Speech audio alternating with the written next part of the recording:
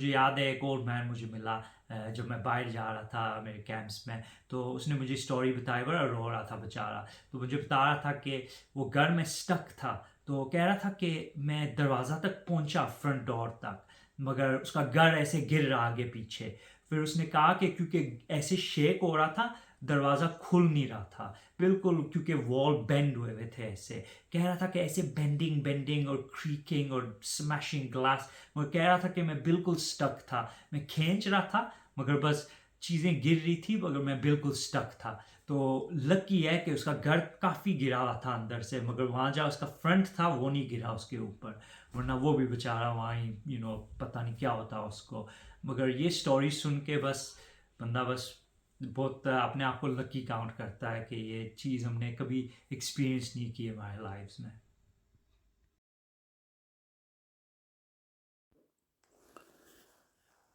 नाजरीन, ये तुर्की में जो ज़लज़ला आया था उसकी तबाही के चंद मनाज़र हैं जो हमारे डॉक्टर्स वहाँ गए वॉलंटियर काम करने के लिए। तो उन्होंने ये कुछ एक वीडियोस बनाई। तो ये देखें आप कि किस तरीके से हर चीज़ ज़मीन बोस हो चुकी है। ये बड़ा ही शदीद किस्म का ज़लज़ला था, 7.8 मैग्नीट्यूड का, कि जिसने तबाही मचा दी। और आज हम आपको उस टीम के लीडर से मिलाते हैं कि जो डॉक्टर्स की एक टीम लेकर वहाँ गए और वहाँ जाकर लोगों की खिदमत की, और अब वापस आकर उन्होंने ज़फ़रनामा के लिए इंटरव्यू दिया है कि किस तरीक़ा से वहाँ वो पहुँचे और क्या उन्होंने वहाँ देखा। जी, अस्सलाम वालेकुम रहमतुल्लाह। गुलाम मुर्तज़ा ज़फ़र कनाडा से ज़फ़रनामा के साथ हाज़िर हूँ। तो नाज़रीन कराम, आज हम आपके लिए एक ऐसा प्रोग्राम लेकर आए हैं कि जिसमें आपको आंखों देखा हाल बताएंगे तुर्की के उस ज़लज़ले का कि जिसने एक तबाही मचा दी। यह ज़लज़ला तुर्की में 6 फरवरी 2023 को आया था, जो कि 7.8 मैग्नीट्यूड का ज़लज़ला था, और इसने तबाही मचा दी तकरीबन 11 सूबों के अंदर। और ज़्यादातर तबाही सीरिया और तुर्की के बॉर्डर के करीब जो है ना वो हुई थी, जिसमें तुर्की में ही सिर्फ तकरीबन 60,000 के करीब लोग लुकमा अजल बन गए, और सीरिया में भी तकरीबन 8,000 के करीब, और 1.5 लाख के करीब लोग ज़ख्मी हुए, और 2,30,000 के करीब बिल्डिंगों का नुकसान हुआ जो डैमेज हुई हैं, जो है वो बिल्डिंगें। तो वहाँ तबाही का ही एक मंजर था। तो जहाँ तबाही होती है वहाँ इंसानियत का दर्द रखने वाले भी पहुँचते हैं। तो ह्यूमैनिटी फर्स्ट के जो वॉलंटियर थे हमारे डॉक्टर, वो गए वहाँ तुर्की में। तो आज हम आपकी मुलाकात करवाते हैं यूके से डॉक्टर अदीम रुबानी साहब के साथ, कि जो अभी वापस आए हैं तुर्की में खिदमत करके, वहाँ के लोगों की मदद करके ह्यूमैनिटी फर्स्ट के ज़रिए से। तो हम जो है ना उनसे हाल पूछते हैं कि वहाँ क्या देखा उन्होंने और क्या मनाजर थे वहाँ। तो सबसे पहले हम चलते हैं यूके में डॉक्टर अदीम रुबानी साहब के पास। तो डॉक्टर साहब अस्सलाम वालेकुम। आप पहले सबसे अपना तारफ़ करवा दें हमारे ज़फ़रनामा के नाजरीन के लिए, ताकि उन्हें पता चल जाए कि आप जो है ना वो कौन से डॉक्टर हैं और किस तरह आप जो है ना वो ये खिदमत करने के लिए तुर्की गए। तो पहले अपना तारफ़ करा दें, फिर आगे जो है ना वो आपसे बाकी के अहवाल हम पता करते हैं। सलामकुम, मेरा नाम अदीम रबानी है। मैं जीपी हूँ यहाँ कीथले में। लिंग हाउस मेडिकल सेंटर में मैं काम करता हूँ। तो मैं जनरल प्रैक्टिशनर हूँ जीपी, तो मगर मैं ऑल्सो डायबिटीज़ स्पेशलिस्ट हूँ इस एरिया में। तो रिसेंटली मुझे अपॉर्चुनिटी मिली थी टर्की जाने के लिए, जो बंदे अर्थक्वेक में जो अफेक्ट हुए हुए थे उनके हेल्प करने के लिए। सो मैं गया था। यहाँ हमारी एक चैरिटी है ह्यूमैनिटी फर्स्ट। तो उनके ऑर्गेनाइजेशन 62 कंट्रीज़ में है। मेरे काफ़ी कॉन्टैक्ट्स हैं वहाँ ह्यूमैनिटी फर्स्ट में।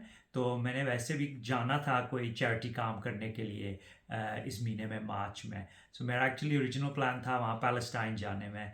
तो क्योंकि मैं डायबिटीज़ का करता हूँ वहाँ बंदों को सिखाने के लिए, टीचिंग करने के लिए। मगर जब ये अर्थक्वेक हुआ, फिर मैंने मैसेज किया तो मैंने कहा कि मैं अवेलेबल हूँ, तो अगर कोई हेल्प चाहिए हो प्लीज़ मुझे बस बता ही देना। तो फिर वहाँ मैंने अरेंज किया ह्यूमैनिटी फर्स्ट से थ्रू। तो फिर मैं तो मेरा एक बड़ा अच्छा दोस्त था, उसका नाम मुस्तफ़ा है, मेरे साथ यूनिवर्सिटी भी गया था। हम दोनों ने कहा हम टाइम देंगे, उन्होंने डेट दिए। तो फिर उन्होंने बस अरेंजमेंट्स की। वैसे वहाँ सिचुएशन काफ़ी फ्लूइड है, तो हर दिन ब दिन चेंज होते रहते हैं कि क्या क्या हो रहा है। सो मैं तकरीबन एक दिन पहले पता चला था कि क्या नेक्स्ट स्टेप होंगे। तो फिर हमें बस उन्होंने थोड़े डिटेल दिए कि कैंप कहाँ है, कहाँ जाएंगे। तो फिर हमने बस तैयारी की। हमें पता था कि बाहर सानो अगस्त टेंट में सब सो रहे थे स्लीपिंग बैग्स में। सो वो हमने पैक करके ले गए। वरना हम बिल्कुल रेडी थे कि जो भी काम आएगा हम बस उसके लिए तैयार ही थे। जी बहुत शुक्रिया। तो आप ये बताएं कि आपका सफ़र कैसा था, कहाँ से आप गए, यूके से किस जगह से फ्लाई किया, और वहाँ आप तुर्की में किस जगह लैंड हुए और किस जगह आप गए, आपका कैंप वगैरह जो है ना वो कहाँ था। तो उसके बारे में कुछ जो है ना वो बताएं आप कि क्या किस तरह आपने, आपकी टीम में कौन लोग थे और किस तरह आपने ये सारा प्लान किया वहाँ वॉलंटियर करने का। सो नेक्स्ट स्टेप था कि हम वहाँ कैसे गए थे। सो हमारा फ़्लाइट यहाँ मैनचेस्टर से ही गया था। वैसे यहाँ बहुत हैवी स्नो हुई थी उस दिन पे। सो मैं वहाँ पहले गया था, मैं वहाँ रहा उस दिन के लिए। तो फिर हमारी फ़्लाइट वहाँ से गई पहले इस्तांबुल। तो वहाँ काफ़ी लंबी ले ओवर थी। तो जहाँ हम गए थे उस एरिया का नाम था अडाना, जहाँ फ़्लाइट था। तो वो साउथ ईस्ट टर्की में है, जहाँ सीरिया का बॉर्डर है वहाँ। सो फिर हमने बस तैयारी की, जैसे हमने कहा था, स्लीपिंग बैग एक दो चीज़ें रख के फिर हम वहाँ गए। हमारे टीम में मैं था हमारी टीम का लीडर। तो मैं था, एक और डॉक्टर मुस्तफ़ा, एक और लड़का उसका नाम था फलक, वो भी डॉक्टर था। तो एक मेडिकल स्टूडेंट भी जो तकरीम वो हमारे साथ गया। सो वो हमारी टीम थी। तो हम सब इकट्ठे वहाँ गए। जब हम पहुँचे वहाँ अडाना में, फिर हमने गाड़ी वहाँ हायर की। तो फिर हम वहाँ गाड़ी से अबाउट 3 आवर्स हमें लगे हटाई रीजन में जाने के लिए। तो वो है बिल्कुल साउथ ईस्ट टर्की में। तो जहाँ अर्थवेक का जो एरिया था वो था गाजियनटेप ऑल द वे, उस्मानिया, हटाई, अंटाकिया। तो सीरिया का जो भी बॉर्डर है, तो सीरिया के अंदर भी वो एरिया था। सो फिर हम गाड़ी में गए, 3 आवर्स ड्राइव उस एरिया तक। फिर हम गए, हमें फिर पता चला कि हमारा कैंप था कहाँ था। फिर नेक्स्ट स्टेप हम कैंप पे गए थे। जी तो आप ये बताएं कि जब आप वहाँ पहुँचे तो आपकी रिहाइश वगैरह कहाँ थी, किसी कैंप में रह रहे थे, होटल में रह रहे थे आप, तो क्या आपका अपना क्या बंदोबस्त था। तो वहाँ जब आप पहुँचे तो आपने जो है ना वो कैसे अपना कैंप वगैरह सेट किया, और क्या कुछ वहाँ जो है ना वो देखा, इसकी ज़रा तफसीलात जो है ना वो बताएं। सो हमारी रिहाइश, जब हम वहाँ थे, हम वहाँ टेंट में ही रह रहे थे। सो वैसे क्योंकि पहले हम उस बड़े कैंप में थे, मगर फिर हमने मूव किया एक थोड़े से छोटे में। इतना छोटा भी नहीं था, वहाँ भी 300 से टेंट थे। तो वहाँ ऑब्वियसली मील्स मिलते थे। वहाँ उन्होंने टॉयलेट्स तो सब कुछ रखे हुए थे बंदे के लिए, मगर हम वहाँ स्लीपिंग बैग में सोते थे रात को। तो वहाँ काफ़ी वुल्फ से थे बाहर, या कोई कयोटीज या कुछ वैसे नज़र नहीं आए, मगर एवरी नाइट वहाँ आवाज़ आई उनके आऊ आऊ की आवाज़ रात को। तो वो भी हम सुनते थे। तो खाना भी वहाँ मिलता था। तो वैसे वो ह्यूमैनिटी फर्स्ट के जो बंदे थे, उन्होंने एक किचन भी सेट किया हुआ था, वहाँ एक एरिया है बेलिन। तो वहाँ से एवरी डे 5000 मील्स वो डिस्ट्रीब्यूट करते थे। तो काफ़ी बार हम कैंप्स पे थे, तो वो आके बस पार्क करते थे, तो ऐसे खाना देते थे बंदों को। तो इतने बंदे आ जाते थे उस टाइम पे। तो सब सबके घर गए हुए थे। हम वहाँ जाते थे विलेजेस में, तो बंदे से मिलते थे। तो वो बस बाहर होते थे, तो कहते भी थे कि ये हमारा घर है, तो हम अंदर नहीं जा सकते, क्योंकि बिल्कुल ऐसे साइड पे होता था कि चीज़ें अंदर थी, किसी वक्त पे वो गिर सकता था। आफ्टर शॉक्स, इवन जब हम वहाँ थे, आफ्टर शॉक्स छोटे छोटे होते रहते थे। तो वो बंदे बस थोड़े स्टक्स हैं, तो वो बस जो कर सकते हैं देखते हैं। वैसे जो डैमेज जो था इस अर्थक्वेक का, इतना ज़्यादा था, स्पेशली ये जो टाउन्स जहाँ हम थे, बंदा सोच भी नहीं सकता।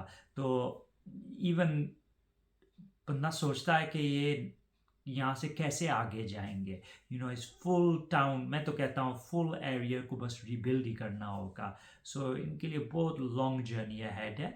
तो बस इनको दुआओं में याद रख सकते हैं कि इंशाल्लाह इनकी जितनी जल्दी से ये बैक ऑन द फीट पहुंच सकते हैं, तो जितना हेल्प भी हम इनको दे सकते हैं। हम बहुत ब्लेस्ड हैं कि हम इस अर्थक्वेक जोन या इस तरह में नहीं रहते। सो उनको बहुत दुआओं और हेल्प की ज़रूरत है वहाँ।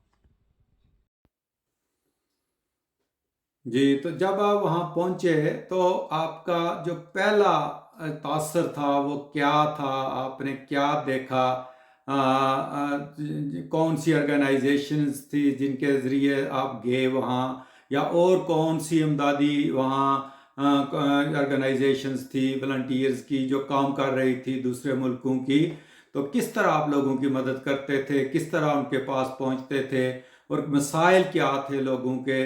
तो इसके बारे में आप ज़रा बताएं कि कैसा आपने जो है ना, किस तरीके से ये सारा कुछ वहाँ आपने एस्टेब्लिश किया। जब हम पहुंचे वहाँ एंटाकिया और हटाया एरिया में, पहले हम गए, हमने देखा कि हमारा मेडिकल कैंप कहाँ होगा। सो हमारा मेडिकल कैंप, क्योंकि ऑब्वियसली अर्थक्वेक के वजह से जो डैमेज जो है उस एरिया में बंदा सोच भी नहीं सकता। जब हम गाड़ी चला रहे थे, वैसे 3 घंटों की ड्राइव थी, मगर मैं कहता हूँ कि लास्ट 1.5 आवर्स से हमें वो डैमेज जो एरिया है वो शुरू हो गया था। तो इतनी दूर हम जाते रहे गाड़ी में, तो सब बिल्डिंग्स गिरे हुए, कोई टूटे हुए, कोई ऐसे साइड पे हुए हुए, बिल्कुल फ्लैट हुए हुए, गाड़ियाँ क्रश हुए हुई।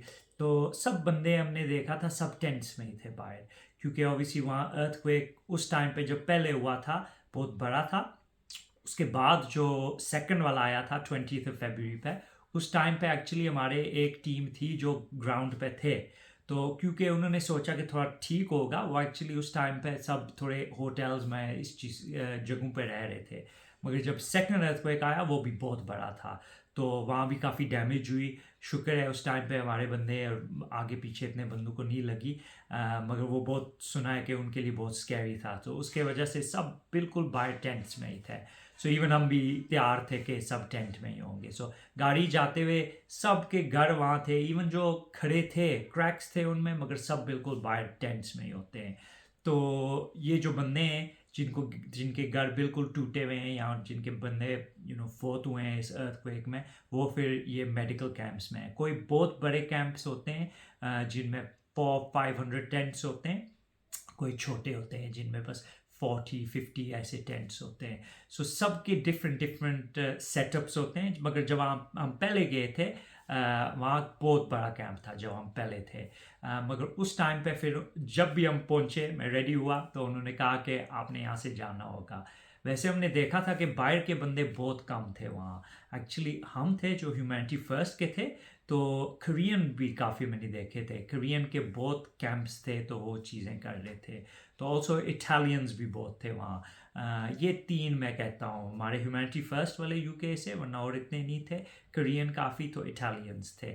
सो उनके जो सेटअप्स थे वो बहुत अच्छे थे। इटालियन का जो स्पेशली जो है, उन्होंने एक बहुत बड़ा हॉस्पिटल तकरीबन सेटअप किया हुआ था वहाँ हटाई स्टेडियम में। तो वहाँ उनके ऑपरेटिंग थिएटर्स थे, फुल ऑपरेशंस कर रहे थे वहाँ। तो हाई हाई लेवल की चीज़ें वहाँ हो रही थी। तो हम जो थे, क्योंकि मैं जीपी हूँ, तो हमारी कैंप जो है मोर प्राइमरी केयर जो हम कहते हैं, जो छोटे मोटे चीज़ें होते हैं, दवाइयों के रैशेज, इन्फेक्शंस, ये चीज़ें जहाँ हम ऑन द ग्राउंड ऐसे सॉर्ट कर सकते हैं।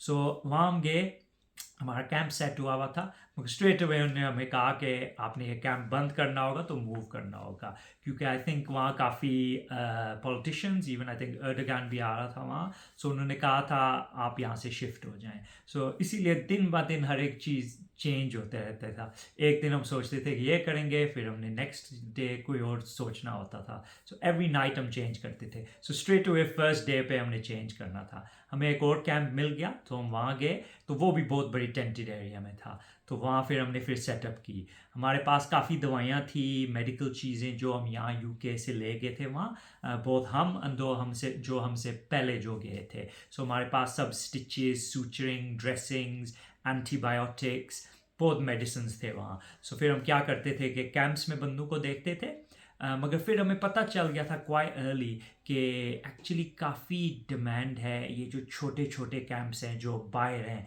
बॉर्डर्स में, सीरिया के बॉर्डर पे आगे पीछे।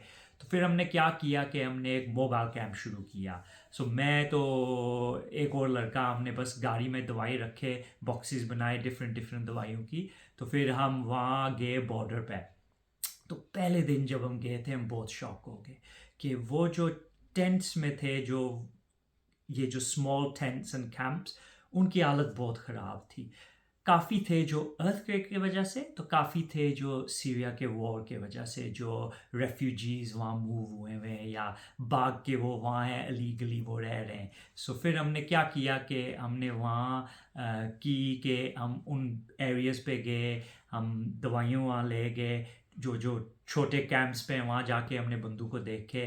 तो ऑल्सो मैंने वहाँ देखा था, काफ़ी सैड बात थी, मगर काफ़ी बंदों को वहाँ स्केबीज़ के आउटब्रेक्स थे। सो वो होते हैं एक छोटे से कीड़े जो स्किन पे होते हैं, तो उनके साथ बहुत खारिश होती। सो हम काफ़ी विलेजेस में गए थे, तो हमने देखा था कि वहाँ काफ़ी स्केबीज़ के आउटब्रेक्स थे। तो काफ़ी बच्चे थे, वो स्केबीज़ एक छोटी सी बग होती है जो स्किन में बरो होके चली जाती है अंदर। तो यूजुअली जब हाइजीन इतनी अच्छी नहीं होती फिर हो जाते हैं, तो बहुत स्प्रेड होते हैं। अगर एक टेंट में हो तो बच्चे वहाँ हो, सबको लग ही जाता है। सो एक दो बार हम गए तो हमने देखा बच्चे आए तो सब के हाथों पे ऐसे छाले छाले लगे हुए थे, तो फिर उनको वो थी वो स्केबीज़। सो हमारे पास शुक्र है ट्रीटमेंट थी, मगर इतनी ज़्यादा नहीं। सो हमने वो डिस्ट्रीब्यूशन हमने शुरू की। फिर हमने एक कांटेक्ट बनाई हुई थी, एक लड़की वहाँ टर्किश डॉक्टर एक थी, हमने उसको बताया तो उसको पता भी था इसके बारे में। तो कह रही थी कि उनके पास बहुत बिग सप्लाईज हैं स्केबीज ट्रीटमेंट के। फिर उनसे हमें दिए काफ़ी ज़्यादा, 5000 डोसेज उसके पास थे। सो हमने वो ली, तो वो फिर हमने डिस्ट्रीब्यूशन शुरू की वहाँ छोटे छोटे कैंप्स में। और जिस इलाका में आप गए वो कैसा इलाका था? मैदानी था, पहाड़ी था, सर्दी थी, गर्मी थी? तो क्या स्टोरियां आपने सुनी वहाँ के लोगों से? क्या वो बता रहे थे कि क्या उन्होंने वहाँ देखा, उस वक़्त के मनाज़र क्या थे? और ज़्यादातर किस किस्म की बीमारियों से या लोगों की तकालीफ से जो है ना वो आपको पता चलता रहा कि वो किस चीज़ से ज़्यादा मुतासर हुए हैं? ज़लज़ले से भी ज़ख्मी हुए होंगे, मगर बीमारियां किस किस्म की थी वहाँ, इसका भी थोड़ा सा जो है ना वो बयान कर दें।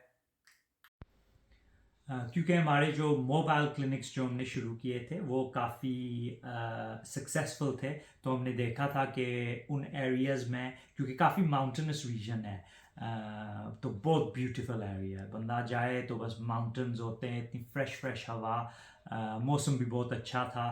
दिन में अबाउट 20-21, रात को थोड़ी सी ठंड हो जाती है अबाउट 10-11, मगर फिर भी ठीक है। स्पेशली यहाँ इंग्लैंड से जाके बिल्कुल ठीक है। मगर जब हम वहाँ गए माउंटेनस एरिया में, वहाँ हमने देखे थे काफ़ी बंदे जो बिल्कुल लॉस्ट से थे, उनको कोई पता नहीं था कि क्या करें। तो मुझे याद है एक में हम गए थे बिल्कुल सीरिया के बॉर्डर के पास, एक लेडी थी, तो ओल्ड लेडी, काफ़ी मैंने देखे थे जो बुज़ुर्ग जो थे जो बिल्कुल घर के अंदर स्टक हैं, क्योंकि वो नहीं जा सकते ऐसे इन मोबाइल क्लिनिक्स में आसानी से। सो क्योंकि मैं जनरल प्रैक्टिशनर हूँ, सो मैं काफ़ी कंफर्टेबल था इस बात में कि जाके घरों में पर्टिकुलरली ओल्ड पीपल के पास जाके दवाइयों को रिव्यू करके चेक करके। एक लेडी के घर हम गए थे, तो उनने हमें अंदर बुलाया उनको चेक करने के लिए। तो उन्होंने कहा था कि उसका हिप ऑपरेशन हुआ था, को दर्द की दवाई बस उन्हें चाहिए थी। फिर मैंने कहा मुझे देखने दे क्या हुआ है। तो उन्होंने कहा बिल्कुल अर्थक्वेक से पहले उन्होंने हिप रिप्लेसमेंट की, क्योंकि वो ओल्ड लेडी थी, वो गिरी थी तो उसकी हड्डी टूट गई थी। सो उन्होंने ऑपरेशन की। तो ऑपरेशन के बाद वो स्टेपल्स डालते हैं उस वूंड के अंदर उसको बंद करने के लिए। सो उन्होंने वो डाले, तो नॉर्मली 2 हफ्ते के अंदर निकालने ही होते हैं वो। मगर फिर उसके बिल्कुल बाद अर्थक्वेक हुआ। जहाँ हॉस्पिटल था वो काफ़ी डैमेज हुआ, तो मुझे बता रहे थे कि उनका जो सर्जन था वो बेचारा मर गया वहाँ अर्थक्वेक में भी। तो फिर उनको कोई पता नहीं था कि कहाँ जाएं, क्या करें। कह रहे थे कि हमें कोई पता नहीं कि अब क्या करें या कहाँ जाएं। मगर फिर मैंने देखा, मैं 6 वीक्स हो गए होंगे उन स्टेपल्स के, तो वो बहुत फिर स्किन में एम्बेड हुए हुए थे। उनको निकालना वहाँ बहुत मुश्किल था। वैसे हमारे साथ एक था ऑर्थोपीडिक सर्जन में, मगर उन्होंने भी कहा कि ये निकालना यहाँ बहुत मुश्किल है। सो अनफॉर्चुनेटली फिर हमने ट्रांसपोर्ट सब कुछ अरेंज किया, तो फिर वो गई वहाँ इटालियन हॉस्पिटल जो हाई लेवल पे थे, वहाँ भेजा, तो फिर उन्होंने वहाँ ही ठीक करवा दिया उसको। मगर बहुत थे इस तरह जो बिल्कुल लॉस्ट से हुए हुए थे। उनकी पूरी लाइफ जो थी बिल्कुल अपसाइड डाउन होगी एक सेकंड में। तो आई थिंक ये जो हेल्प हम दे रहे थे वो ये बहुत उनके लिए इज़ अ बिग थिंग कि हम जाके थोड़ा टाइम उनको दें वहाँ। फिर ये बताएं कि वहाँ हुकूमत के जो लोग थे वो किस तरह वहाँ डिसिप्लिन किस तरह बरकरार रख रहे थे, लोग कैसे थे, तामन करते थे। यहाँ देखें पाकिस्तान में आटा तकसीम करने लगे हैं तो पाँव के नीचे भगदड़ मच कर कितने लोग जो है ना वो बेचारे मर गए हैं, जान की बाजी हार गए हैं वहाँ। तो वहाँ कैसा लोग थोड़ा सुकून में थे, भगदड़ मची हुई थी, या कोई बेअमनी बेसुकूनी का माहौल था? किस किस्म का जो है ना वो माहौल था? कोई इस तरह की स्टोरियाँ जो है ना वो हमारे साथ शेयर करें कि किस तरह आपने उन लोगों को वहाँ देखा कि वो किस तरह रहते थे। हाँ, वैसे हमने एक चीज़ देखा था कि वहाँ के जो बंदे जो थे, जो टर्किश, जो सीरियन थे, तो काफ़ी ज़्यादा वहाँ अरबी भी बोलते थे उस साइड पे। सो एक दो लफ्ज़ भी वहाँ अरबी के हम बोल सकते थे। वैसे बंदे बहुत बहुत ग्रेटफुल थे हमारी हेल्प के लिए। सब जो मिलते थे, इवन जब हम इस्तांबुल या अडाना में गए तो हमने कहा कि हम वहाँ जाने, इतनी उन्होंने कोशिश की कि हेल्प करें जितना भी कर सकते हैं, थैंक यू बहुत बहुत कहें। तो जो अर्थक्वेक जोन में वहाँ तो वो बहुत ग्रेटफुल थे, क्योंकि वहाँ हेल्प थी, टर्किश बंदे हेल्प कर रहे थे, खाना भी दे रहे थे, मील्स दे रहे थे। मगर उन्हें देखा था कि स्पेशली जो चैरिटी जिसके साथ हम गए थे, ह्यूमैनिटी फर्स्ट, सब बहुत यंग से थे एंड एनर्जेटिक से लड़के बहुत थे, तो उन्हें ये बहुत अच्छा लगा। वैसे हम काफ़ी बस इजी गोइंग थे, जो होता था हम चेंज करके जाते थे। तो हमारी बहुत फ्रेंडशिप बन गई थी वहाँ के जो टर्किश जो डॉक्टर्स एंड टीम्स उनके साथ। तो स्पेशली जो पेशेंट्स थे वो बहुत बहुत ग्रेटफुल थे, मगर काफ़ी डेस्परेट भी थे, ये भी मैंने देखा था। ऑब्वियसली उनके घर सब कुछ टूटे हुए थे, हम बाहर जाते थे, बंदे मिलते थे तो बस स्टोरीज हमें बस बताते रहते थे। कोई बंदे होते थे जिनके लेग्स एम्पिटेट हुए हुए थे क्योंकि उनको क्रश इंजरीज हुई, कोई बच्चे थे जिनको बस लगी हुई थी तो वहाँ बड़ी हुए हुए थे वो रबल के नीचे। तो कहानियाँ सुन के पहले 2 दिन तो मैं बहुत बहुत परेशान रहा, बहुत सैड रहा कि ये जो स्टोरी सुन के बंदा सुनता है न्यूज़ पे, मगर वहाँ जाके देख के तो बिल्कुल डिफरेंट बात है। तो इवन जो सीरियन रेफ्यूजीज़ हैं, जो उनकी स्टोरीज़ बंदा सुन के बहुत बहुत अपसेटिंग थी। तो उनके स्टोरीज़ तो फॉर माई फुल लाइफ मेरे साथ रहेंगे। कोई थे, हमारा एक इंटरप्रेटर लड़का था, बड़ा यंग था, 17 ईयर ओल्ड, माहिर। तो वो मुझे कहानी बता रहा था उसकी फैमिली के बारे में। उसका अब्बू इंग्लिश टीचर था, मुझे बताता था कि सीरिया में उनकी लाइफ बहुत अच्छी थी। उनके पास टीवी, प्ले स्टेशन, ये जो जैसे हम करते हैं उनके पास ही ये था। तो बता रहा था मुझे कि एकदम जब सब कुछ शुरू हुआ था उनके घर पे एक बॉम्ब आया अंदर, तो बॉम्ब फटा, तो अब्बू को लगी, उसका बाजू बिल्कुल ख़राब हो गया। भाई उसको ब्रेन डैमेज हो गई, बड़ा भाई आंखों को भी इफ़ेक्ट हो गया, बिल्कुल ब्लाइंड हो गया। तो उसको फिर बहुत प्रॉब्लम हो गए। तो उसकी एक छोटी बहन थी, वो बेचारी मर गई वहाँ। तो वो स्टोरी पहले दिन पे उसने मुझे बताया सब कुछ के बारे में। तो वो तो मुझे बहुत परेशानी हुई है सुन के।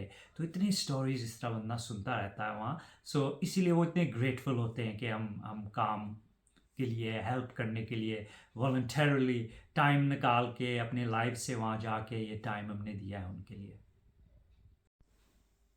जो टर्किश बंदे थे, जो टर्किश गवर्नमेंट के जो थे वहाँ, वो बहुत काइंड थे, बहुत रिस्पेक्टफुल थे, बहुत बहुत डिसिप्लिन थे, ये मैं कहता हूँ। मैंने देखा था कि जब खाने के ट्रक आते हैं, जब ये चीज़ें आते हैं, वो कोई पुशिंग नहीं करता, बस आराम से खड़े रहते हैं, आराम से लाइन में रहते हैं, सब बड़े रिस्पेक्ट से एक दूसरे से बातें करते हैं। कोई शाउटिंग, इवन दो ये डिज़ास्टर जोन है, मैंने ये नहीं देखा कि कोई किसी से हार्शली या गुस्से से बात करता है। सब वेविंग करते हैं, स्माइलिंग, इवन सब कुछ हुआ हो सब स्माइल करते हैं। इतने बंदे हैं जो पोस्ट ट्रॉमेटिक स्ट्रेस हम कहते हैं, वो हमने बहुत देखे हैं कैंप्स में। बंदे कहते हैं कि सो नहीं सकते, कहते हैं कि बस हम लेटते हैं तो हमें बस वो स्क्रीमिंग और आवाज़ आती है। पहले जो शॉक था, बंदे कहते थे कि 90 सेकंड्स के लिए वो शॉक रहा। काफ़ी स्टोरीज मैंने सुने, बंदे बता रहे थे मुझे कि क्योंकि रात को हुआ, सब कहते हैं सोए हुए थे, तो जब शुरू हुआ उन्होंने कहा कि हम बिल्कुल डोर तक पहुंच भी नहीं सकते थे, बस ऐसे गिर रहे थे। कह रहे थे कि हम एक स्टेप लें गिरें, दूसरा स्टेप उठें गिरें, तो स्क्रीमिंग की आवाज़ हर एक एरिया में। तो ये जो पोस्ट ट्रॉमेटिक स्ट्रेस जो उसका है, उसको भी बहुत टाइम लगेगा कम होने में। इवन मुझे याद है एक ओल्ड मैन मुझे मिला जब मैं बाहर जा रहा था मेरे कैंप्स में, तो उसने मुझे स्टोरी बताई, बड़ा रो रहा था बेचारा। तो मुझे बता रहा था कि वो घर में स्टक था, तो कह रहा था कि मैं दरवाज़ा तक पहुंचा, फ्रंट डोर तक, मगर उसका घर ऐसे गिर रहा आगे पीछे। फिर उसने कहा कि क्योंकि ऐसे शेक हो रहा था, दरवाज़ा खुल नहीं रहा था बिल्कुल, क्योंकि वॉल बेंड हुए हुए थे ऐसे। कह रहा था कि ऐसे बेंडिंग बेंडिंग और क्रीकिंग और स्मैशिंग ग्लास। वो कह रहा था कि मैं बिल्कुल स्टक था, मैं खींच रहा था मगर बस चीज़ें गिर रही थी, मगर मैं बिल्कुल स्टक था। तो लकी है कि उसका घर काफ़ी गिरा हुआ था अंदर से, मगर वहाँ जहाँ उसका फ्रंट था वो नहीं गिरा उसके ऊपर, वरना वो भी बेचारा वहाँ ही पता नहीं क्या होता उसको। मगर ये स्टोरी सुन के बस बंदा बस बहुत अपने आप को लकी काउंट करता है कि ये चीज़ हमने कभी एक्सपीरियंस नहीं की हमारे लाइफ्स में।